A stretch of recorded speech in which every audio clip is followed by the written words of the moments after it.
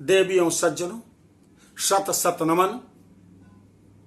मैं आत्म परिचय भाग 87 को लेकर उपस्थित हुआ हूं, जिसमें सत्यनारायण व्रत के विषय में प्रथम अध्याय को आपके सम्मुख उपस्थित कर रहा हूं। बोलो सत्यनारायण भगवान की जय। बोलो सत्यनारायण भगवान की जय। भगवान सत्यनारायण जो साक्षात लक्ष्मी नारायण हैं,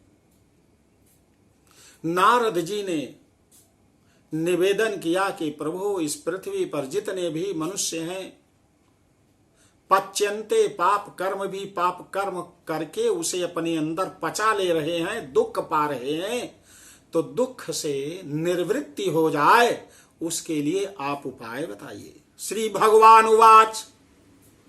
भगवान कहते हैं,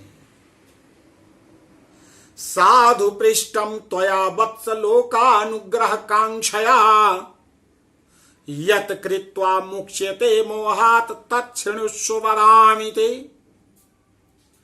आपने बहुत सुंदर प्रश्न किया पुत्र। आपका प्रश्न लोक अनुग्रह कांक्षया, लोक अनुग्रह के लिए है। लोक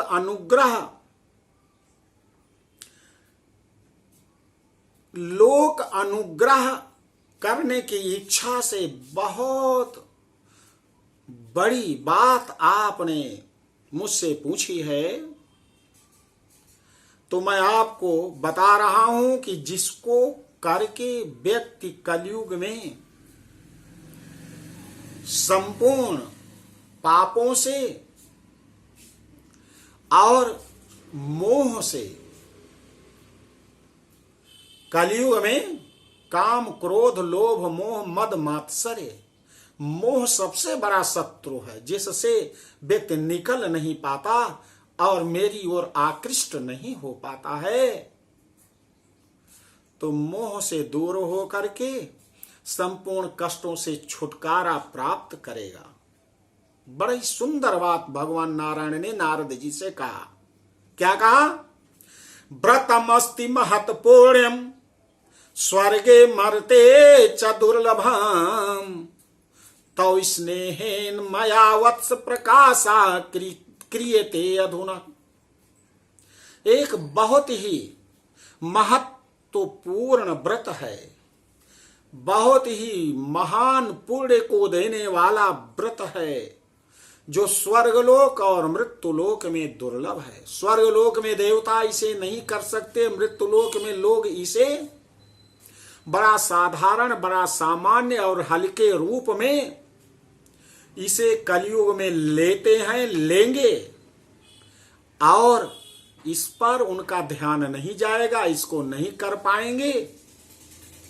तो इसलिए उनकी मनोकामना, उनका दुख कष्ट, संपूर्ण विघ्न व्यवधान नहीं दूर हो पा रहा है।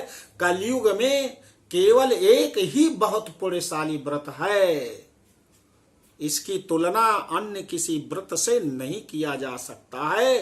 तुम्हारे स्नेह के कारण मैं आज इसे प्रकाशित कर रहा हूं, आपको मैं बता रहा हूं। नारद जी ने कहा, प्रभु मुझे भी बताइए, मैंने आज तक कोई ऐसा व्रत नहीं सुना है जिसे देवता भी न कर पाए। स्वर्गलोक और मृत्युलोक सर्वत्र दुर्लभ है। भगवान नारायण कहते हैं, नारद सुनो, सत्यनारायणस्य आयुव्रतम सम्यग् विधि विधानतः। सत्यनारायणस्य आयुव्रतम सम्यग् विधि विधानतः कृत्वा सद्यः सुखम भुक्त्वा परत्र मोक्षम आपनुयात्। सत्यनारायण भगवान का वह व्रत है, सम्यक अच्छी तरह से विधि विधान पूर्वक किया जाए तो सद्यः कृत्वा, करने के तत्काल, करने के बाद तुरंत, सुखम भुक्त्वा, व्यक्ति सुख को प्राप्त करेगा, सुख को भोगेगा। अब परत्र और शरीर छोड़ने के बाद मृत्यु के अनंतर मोक्षम आपनुयात, मोक्ष को प्राप्त करेगा। तत् श्रुत्वा भगवद वाक्यम नारदो मुनिर अब्रवीत। भगवान के इस वचन को सुनकर नारद मुनि ने कहा, प्रभु, नारद मुनि ने कहा, प्रभु, किम फलम किम विधानम चाकृतम केनेउ तद्व्रतम तत्सर्वम विस्ताराद ब्रूहि कदा कार्यम व्रतम प्रभो। प्रभु, इस व्रत का फल क्या है, इसका विधान तरीका क्या है करने का, और किस दिन इस व्रत को करना चाहिए, सब कुछ विस्तार पूर्वक मुझे बताइए, जिससे पृथ्वी पर लोग इसे कर पाएं। इसलिए प्रभु, आपसे निवेदन है, आप इसे बताइए, इस व्रत को किसने सबसे पहले किया। श्री भगवानोवाच। भगवान ने कहा, पुत्र नारद, सुनो इस व्रत का फल। किम फलम, फल सुनिए। दुख शोकादि शमनम धन धान्य प्रवर्धनम सौभाग्य संततिकरम सर्वत्र विजय प्रदम। यह व्रत दुख और शोक को दूर कर देता है। दुख और शोक में यह अंतर है कि मनुष्य जिसे अपने आप स्वतः निर्मित करता है वो दुख है। काम, क्रोध, लोभ, मोह, मद, मात्सर्य में अपने आप जा फंसता है। काम और क्रोध तो भगवान ने बनाया है। लोभ, मोह, मद और मात्सर्य से मनुष्य निकल सकता है, इसे पूरी तरह से दूर कर सकता अपने अंदर से।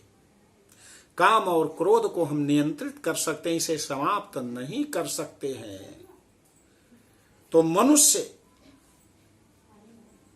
जिसको स्वयं निर्मित करता है उसे दुख कहते हैं। शोक उसे कहते हैं जो दैवात प्राप्तम दुखम, जो भगवान की कृपा से हमारे प्रारब्ध के कारण जो हमें दुख मिलता है, जो उसे शोक कहते हैं। जैसे अकाल मौत, पानी में डूब जाना, आग में जल जाना, 4 व्हीलर्स 2 व्हीलर्स में जा रहे हैं, दुर्घटना हो गई और ऑन स्पॉट वहीं पर डेथ हो गई। आज कलयुग में बहुत से बच्चे अपने माता पिता के सामने क्रोध में आकर के उनकी हत्या कर दे रहे हैं। तो ये जो दुर्घटना जनित दुख है, इसको शोक कहते हैं। अब मनुष्य अपने आप क्रिएट कर रहा है भूमि भवन वाहन के लिए, भाई भाई में लड़ाई झगड़े, परिवार में देवरानी जेठानी, सासू में, बेटी बेटों में जो कलह है, अब कलह से उत्पन्न दुख है, उसे दुख कहते हैं। और दुर्भाग्य से जो हमें प्रारब्ध के कारण जो ऊपर वाला दंड देता है, उसका दुख शोक कहलाता है। तो इस व्रत को करने से उस घर में जब धर्मराज आएंगे, मैं भी उपस्थित रहूंगा, तो दुख और शोक किसी भी प्रकार से नहीं होगा।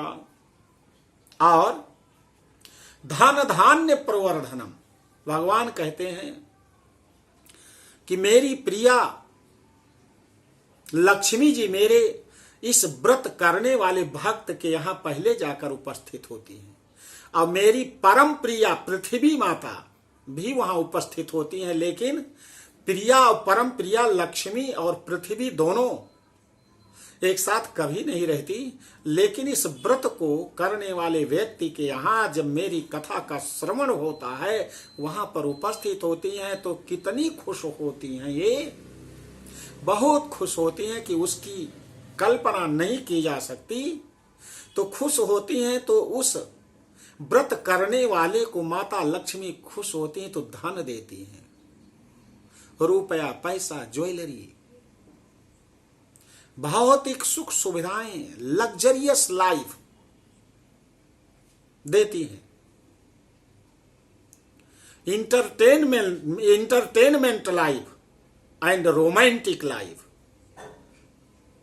अब माता पृथ्वी परम प्रिया जब भगवान नारायण की खुश होती हैं तो धान्य देती हैं। धान्य कहते हैं अनाज को, और धान में जो चावल निकलता है वो अक्षत, आ माने नहीं छत माने जो टूटा हुआ ना हो, जो नारायण को बहुत अच्छा लगता है वो धान से ही अक्षत। और इस पृथ्वी पर भगवान के इस पूजन में पत्र, पुष्प, फल, विभिन्न प्रकार के अनाज, विभिन्न प्रकार के फल, विभिन्न प्रकार के फूल, दूध, दही, मक्खन, घी, शहद, जो कुछ है ये सब पृथ्वी माता देती हैं कि जिससे भक्त इस व्रत में हमारे पति नारायण को समर्पित कर सकें। तो धन और धान्य से परिपूर्ण कर देती हैं माता लक्ष्मी और माता पृथ्वी। तो भगवान के इस व्रत को करने से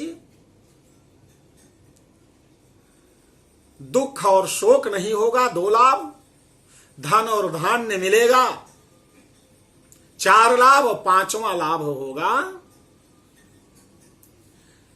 संतति करम सुखम। संतान प्रदान करते हैं भगवान, और सौभाग्य संतति करम, सौभाग्य प्रदान करते हैं। 5वां सुख सौभाग्य। जो भी भगवान के इस व्रत को अपने जोड़े के साथ, मतलब पति और पत्नी दोनों इस व्रत को ग्रंथि बंधन करके साथ में बैठ करके परिवार और बच्चों के सहित करते हैं, तो उस स्त्री के जीवन में सौभाग्य मिलता, उसका सुहाग, उसका सिंदूर खंडित नहीं होता। उस पत्नी के जीवन में उसके पति की मृत्यु नहीं होगी, यमराज भी नहीं आएंगे उसे लेने के लिए जब तक उसका जीवन है। लेकिन terms and conditions are apply, terms and condition apply होती है कि जीवन से विवाह जब हुआ है तब से इस व्रत को करें।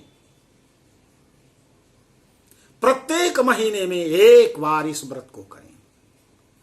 29 दिन इस समाज के लिए, अपने परिवार के लिए, भरण पोषण के लिए, जीविकोपार्जन के लिए आप तल्लीनता पूर्वक निरत रहें, लेकिन 1 दिन पूरे परिवार सहित, पति और पत्नी सहित 24 घंटे भगवान नारायण के सम्मुख उपस्थित होकर इस व्रत को करें, तब जाकर के ये सुख मिलेंगे। और 6ठा सुख है संतति करम सुखम।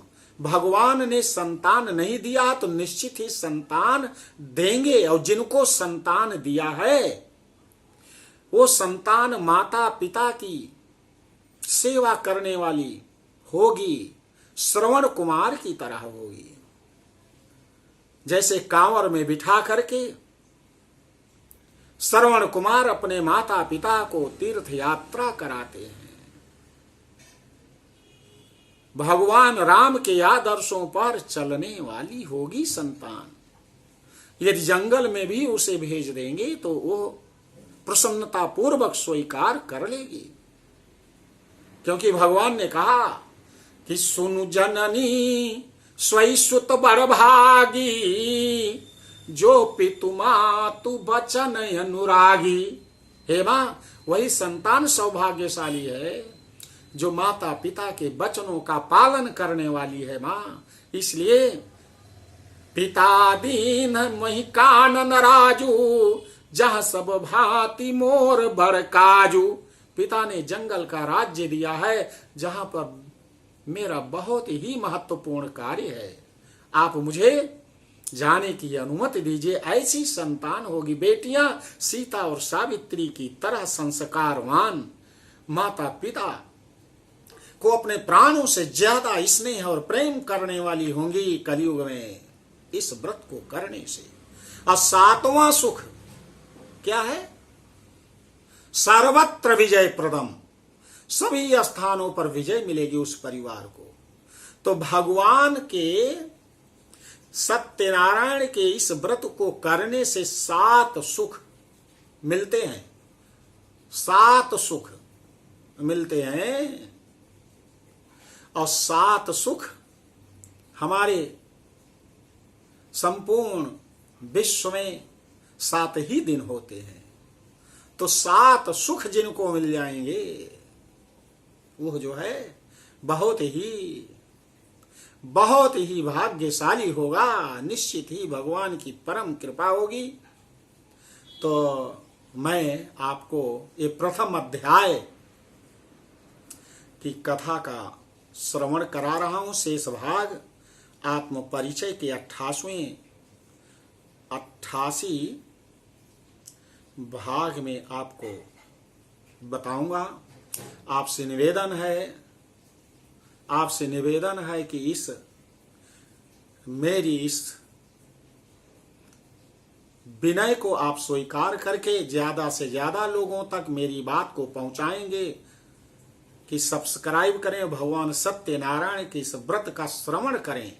इस सत्यनारायण भगवान के इस व्रत को जिन्होंने किया है उनका आप अच्छे ढंग से कथा का श्रवण करें और आपके घर में भगवान की परम कृपा प्राप्त होगी। जिन्होंने सब्सक्राइब नहीं किया करें, केवल एक बार किया जाता, बार बार नहीं किया जाता है। तो बोलो सत्यनारायण भगवान की जय।